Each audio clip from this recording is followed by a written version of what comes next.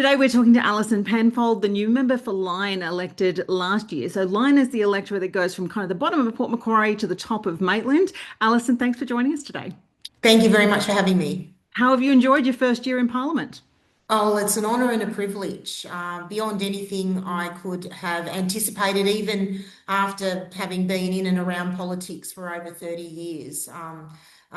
To be able to support people, unscramble bureaucracy, cut through when others haven't been able to, take up the fight, and take our issues to Canberra. I mean, that's I couldn't, probably the best job now I've ever had, to be honest with you. So very, very pleased to have the support of the community to try and fight for them.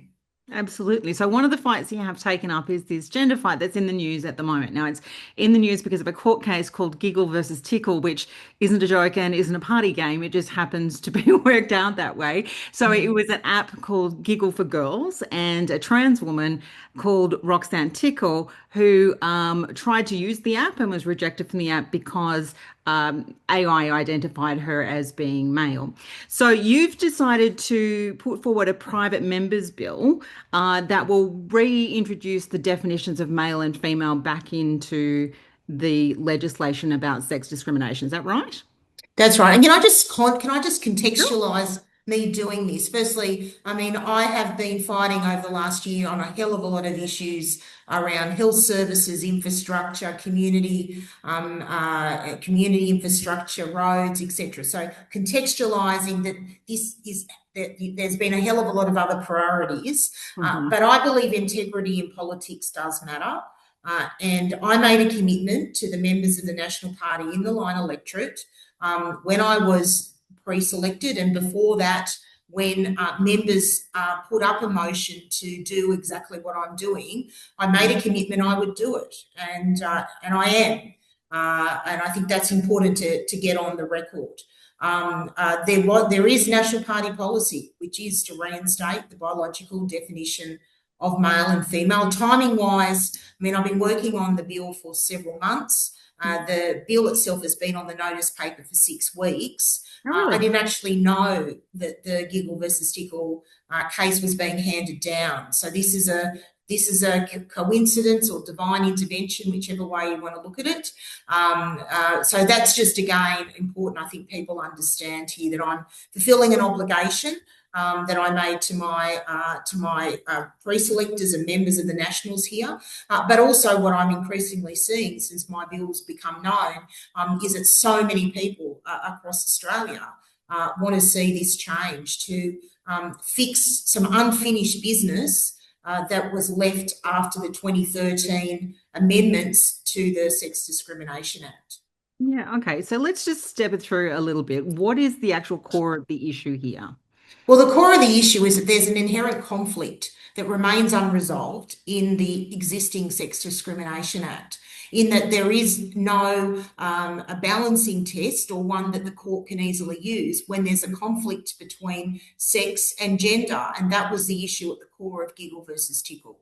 Mhm. And so this bill, by reinstating the biological definition of male and female, by defining sex as binary, not on a spectrum, it will enable the court to see that where there is a conflict, as per the case that we're talking about, that biological sex will prevail.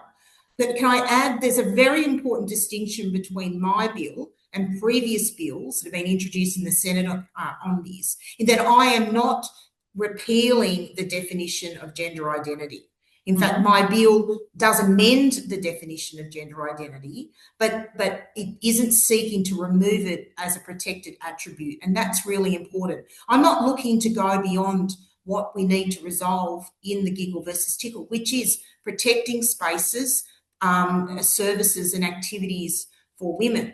But there are so many other activities in our world where, I don't want discrimination for transgender Australians, nor does my bill prevent somebody establishing an app for women that includes transgender women. I'm just simply making sure that, and I think the heart of this for me is choice, because men have more rights than women after Friday's decision. Women have lost the choice to have spaces where they can go and seek the camaraderie of other women. Indeed, I want men to have the same. I've got men's sheds locally who don't, are happy to have women come, but they also want the time and space for them to be able to support, friends or other men in the community who are doing it tough. We do need dedicated spaces, and so I'm only seeking to address that issue, not what previous bills have done, which is to throw out gender identity as a protected attribute altogether. And that is a very important distinction to make in the sense that people will assume that you are anti-trans, that you are doing this to punish or as some people are saying, to eradicate this idea that people can just decide that they're one gender or another. One of the things that I did want to talk about in the definitions is that one of the things that was put in 2013 was the definition of intersex, which wasn't there before. The original bill was written in 1984 when intersex was not really something that we talked about a lot. Yeah, And there was a greater recognition starting to come in 2013 that people yeah, can be born with both sets of chromosomes or both ovaries and testes and those kinds of things. So will that yeah. definition stay? There is a amended definition of intersex, and it will. I mean, if I can, I'm just Yeah, referring to my absolutely. notes now. The proposed definition is intersex status means the status of having genetic or hormonal differences of sexual development, which are often expressed in anatomical sex characteristics that are atypical for that person's sex. That is the revised definition of intersex. This definition protects individuals from discrimination while preserving the binary nature of sex. So I do try and deal with this issue, and I appreciate people feel that this bill may play harshly on people with intersex status. That's not my intention here at all. I'm simply trying, again, we need to deal with the core issue being biological sex as binary rather than being on a spectrum, and rather than there being a third sex. So I hope what I'm trying to achieve here will be well understood. Okay. So the definitions that were in the original 1984 bill were fairly simplistic. It was just a man is a person of male sex of any age and a Mm. woman is, Mm. etc. Is that the exact same definitions going back in? Yeah, I mean, man means a member of the male sex, irrespective of age. Woman means a member of the female sex, irrespective of age. Okay. So how did you personally come to care about this issue? Well, I have a constituent, Kiralee Smith, Mm.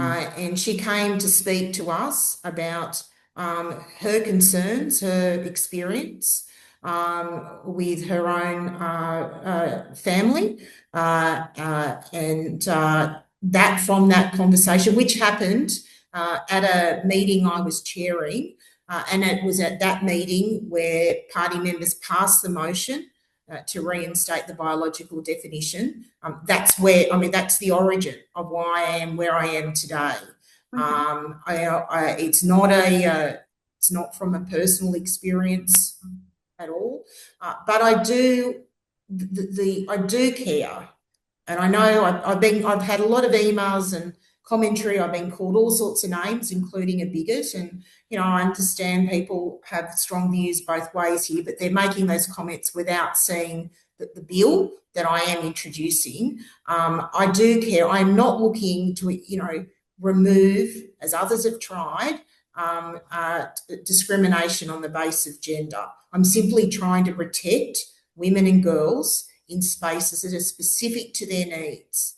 It doesn't go beyond that. And I think that is a position that is common sense and I hope can find consensus around. Sure. So the legislation as it's currently written does include an exception for equality. So you can say that you can have things that are for one sex or gender or any particular group of people, as long as the purpose of that is equality. Is that the bit that you're going to be expanding to include things like safety? So this is Well, the there purpose. are, as I understand it, within the bill, there are some exemptions, but the problem is the bill doesn't have a balancing test. So where there is a conflict, it isn't clear on whether sex or gender prevails, and Right. the court has come down on the gender, essentially gender identity.